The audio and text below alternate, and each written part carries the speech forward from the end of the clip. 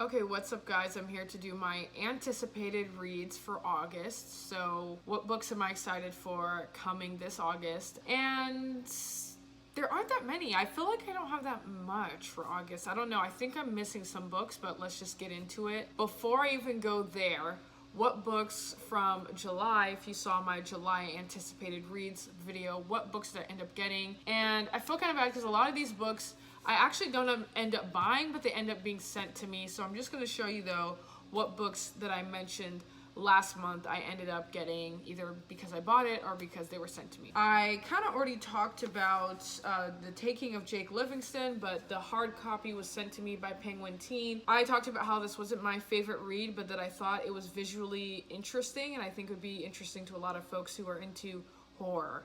And I don't think horror is I don't think it's my genre when it comes to reading. So, teen queer boy can see ghosts, and a certain ghost is trying to take over his body. Night Bitch, a novel by Rachel Yoder.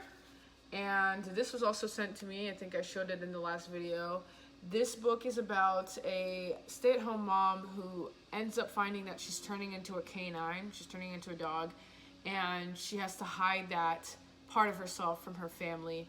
Really talks about motherhood, the ups and downs. Island Queen by Vanessa Riley. I talked about this. This is about a black woman who, through her relationships with men, ends up owning a lot of land in the West Indies, Caribbean. And what's surprising is that, this is during the time of I believe either just coming out of slavery or slavery still going on. But yeah, it's a historical fiction about this one black woman's rise to power, unexpectedly. Other People's Comfort Keeps Me Up at Night by Morgan Parker. This is a collection of poems.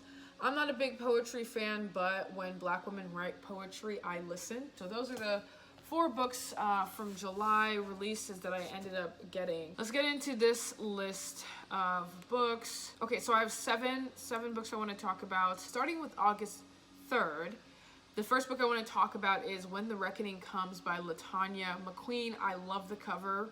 And when you get a sense of what the book is about, you'll love the cover too.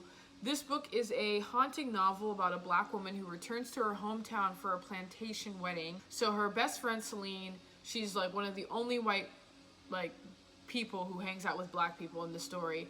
But her white best friend Celine is having a plantation wedding, and she invites the main character Mira, and Mira's a black woman. She goes to this plantation wedding, and just off the top, I'm like, why as a black woman would you go to a plantation wedding? But she goes, and I guess this reconnects her to the past of the land, her relationship with Celine, and yeah, I really just want to read this. What I like about this book is they didn't compare it to Get Out, because I feel like a lot of books that are coming out in the horror genre are starting to do that.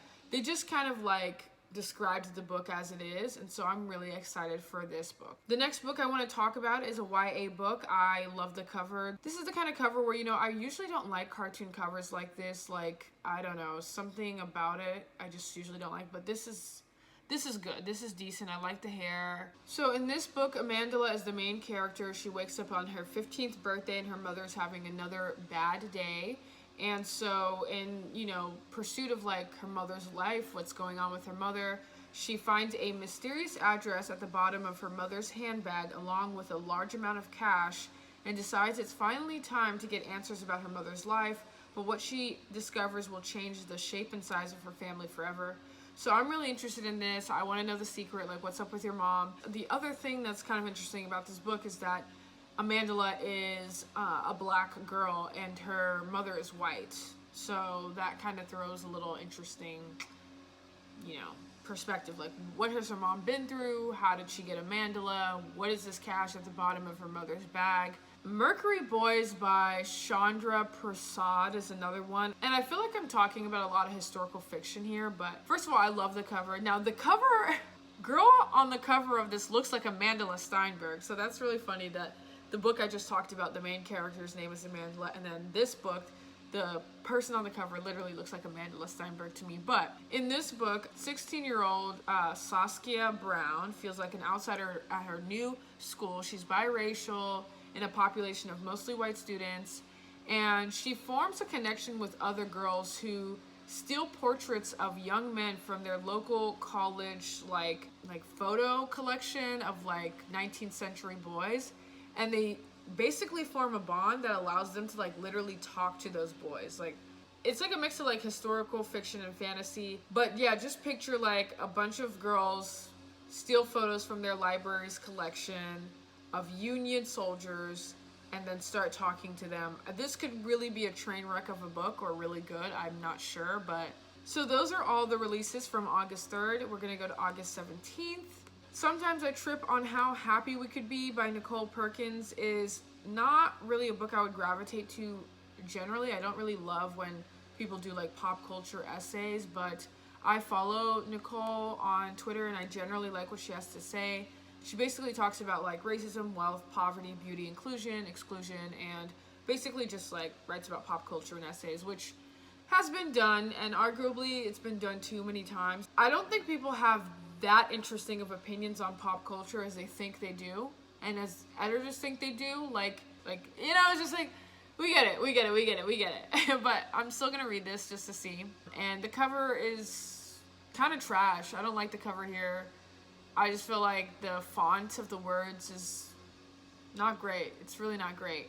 Okay, this book I've actually already read, but it's Moth by Amber McBride. I got an advanced copy of this book, and I read it and I reviewed it, so you should check it out if you are interested. On my bookstagram, I talked about this book, and this book is basically about a girl named Moth who survives a car crash that the rest of her family perishes in.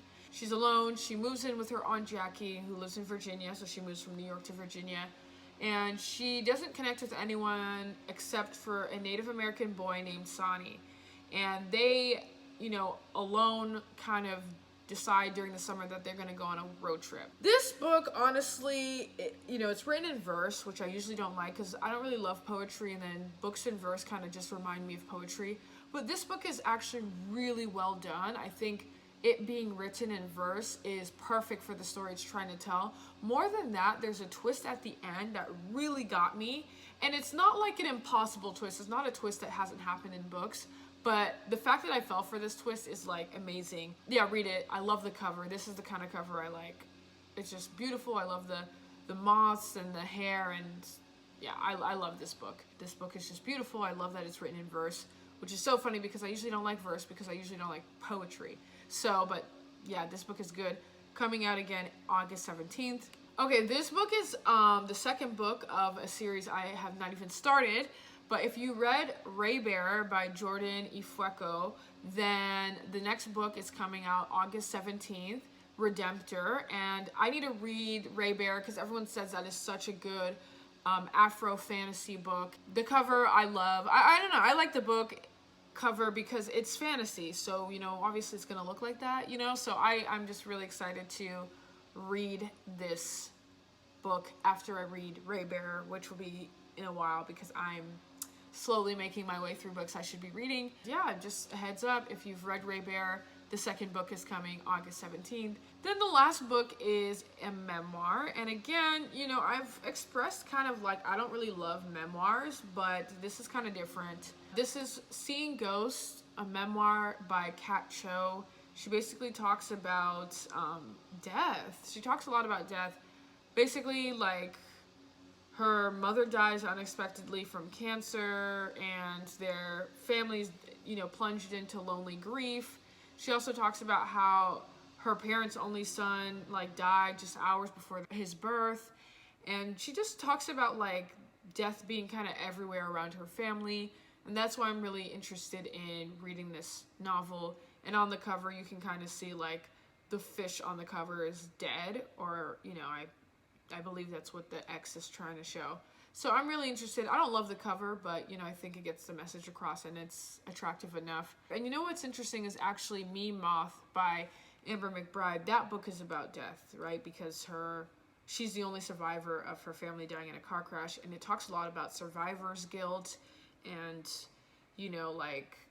not wanting to live when you know that you escaped death. And so, I don't know, there's a lot of historical fiction in the books I've just mentioned, and there's a lot of death in the books I've just mentioned, but those are the books that I'm looking forward to. I could be missing some books, but that's pretty much it. Thank you for watching, and I will catch you guys later.